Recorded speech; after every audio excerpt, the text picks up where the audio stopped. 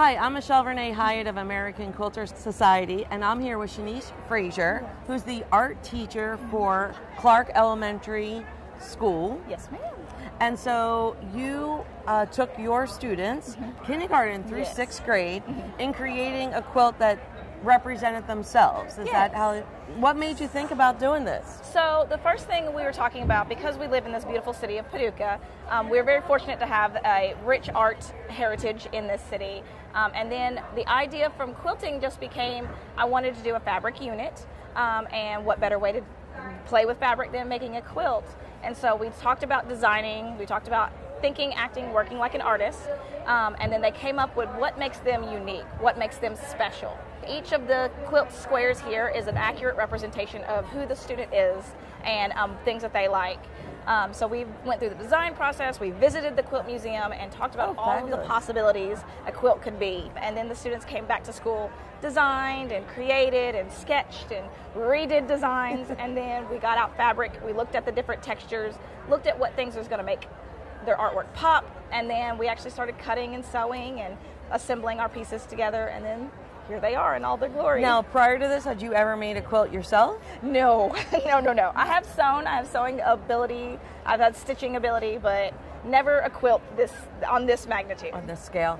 And then I noticed that the earlier grades, they started with writing their name, and it looks like there's some pet figures and such.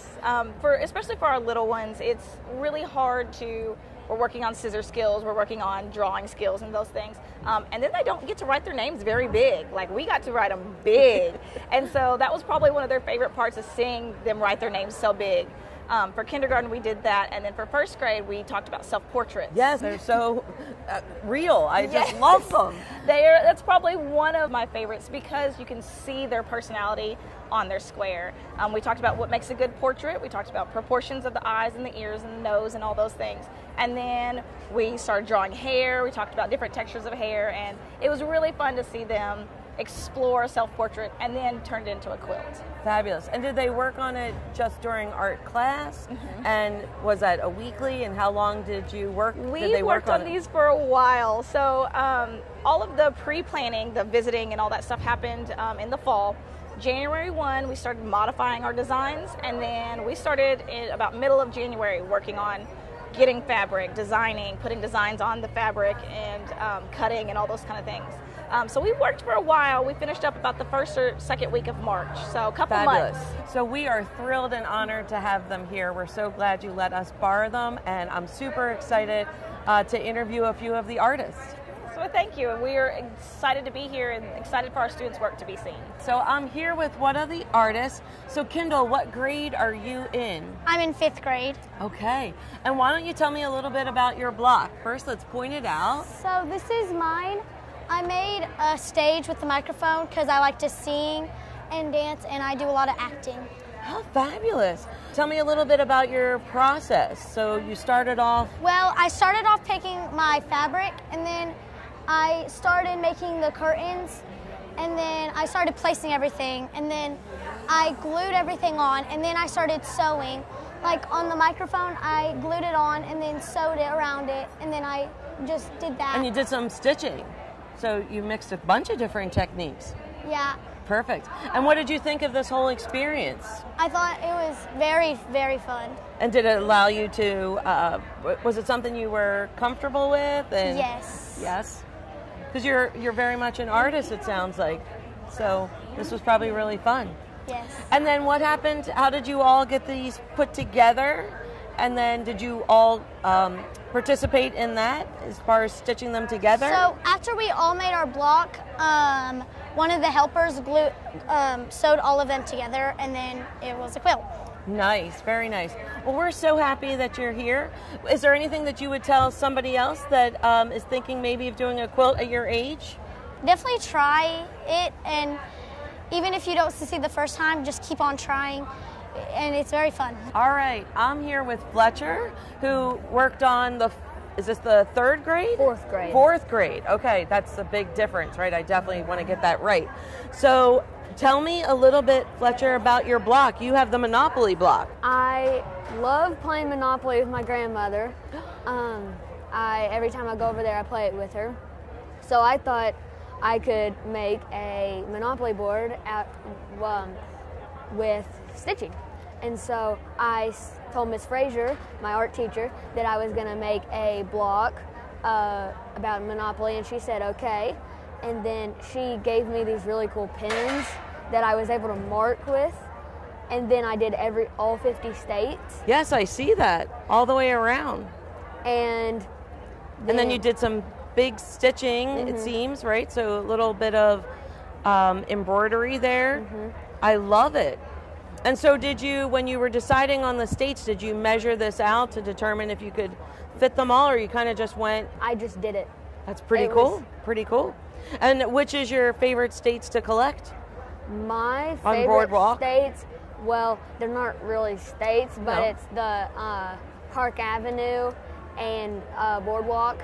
They're my two favorites. I win almost every time. So you usually beat your grandmother in this? Yes. Okay. And your strategy is to get Park Place? And Boardwalk. And Boardwalk's the money maker. Yes, that's true. That's true. What did you think about the process of making this? Is it something that you enjoyed? Or? I really like doing it, and my other grandmother, she has taught me how to stitch a little bit before. They're fabulous, fabulous. And this top stitching that you did here, that's really coming back in. Thank you. And I love the colors that you use. It's fabulous, fabulous. So we thank you very much for sharing it with us and taking the time to talk to us about it. Thank you. All right, so I'm here with another artist. Her name is Izzy, and she's in the 5th grade. She's going to tell us a little bit about her block. So Izzy, can you point out your block to me? Mine's that one right there at the top. And it's a goose? Yeah. All right, so what does that mean to you? Why'd you pick a goose? It's beautiful, by the way. Thank you. It all started with a Disney TV show, and there's this character that I really like. Like, I really like cartoons, and he's a goose. And I really like ghosts. So this up here, I made my own ghost goose. Oh, so he's a ghost goose. I love it. Yeah. And so that's why you chose that fabric, the blue and white fabric. Yeah. I love that. And then the eyes and the nose. So, and I love the stitching that you did around it. So how did you choose these colors? Is that how you saw this ghost goose? Yeah. Okay. Like, it's kind of like a red outlining. Because some cartoon characters have like an outlining, you know? Yes. Yeah. So I just chose red because it matches the eyes. Yes. And if you see like up there, it has like one, like a tiny little eyebrow up there. Oh, I see it. Yeah. Yes, off to the side. And there's one missing. And you might ask, why is that? Well, so a long, long time ago, the goose shaved off its eyebrow at the end. I've always been a fan of like body art and stuff. Okay. Like piercings, tattoos. Yes. And like I've seen some people with like their eyebrow shaved off. I think that's pretty cool. It's a unique statement, right? Yeah. Yeah. I just added that up there because I thought, hey, why not? I have ghost goose. Why not have it like have its own personality? Yeah. Yes, I like it. Uniqueness, individualism. I love that. I love it. And so that's how you went about designing it. And what did you think about the process of making it, of quilting?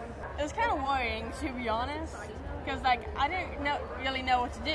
Because I know how to sew, like I know how to hand sew, but I've never had like one of my pieces of art like displayed before.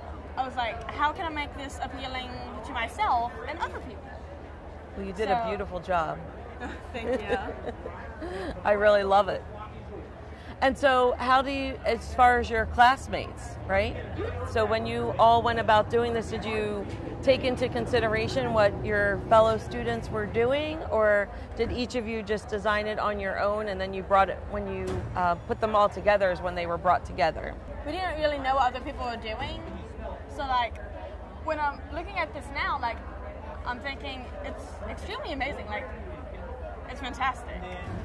Because like each individual block on here like has its own unique personality and its like, own story. Yeah, its own story. Yeah.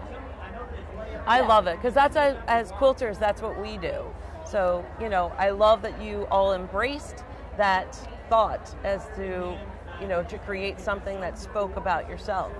And we truly, truly love having them here on display. And we hope that all of those that attend Clark Elementary School come and see their quilts on display.